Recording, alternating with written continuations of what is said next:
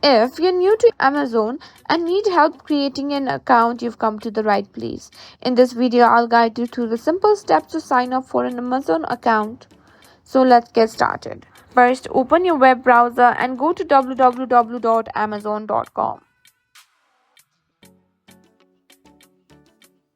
You'll see Amazon's web page. Here you might need to enter some CAPTCHA so you can prove that you're human. Once you're on the home page, in the top right corner, click on sign in.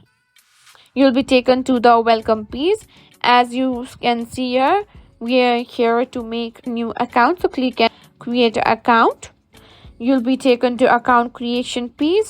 Here you need to enter your first and last name, enter your mobile number or email, and create a strong password.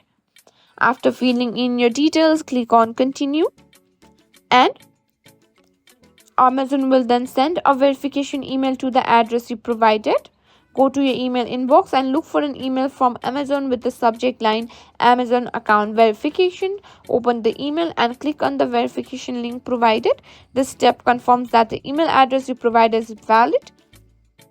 And once you've verified your email, you've created an Amazon account, and that's it. You have successfully created your Amazon account.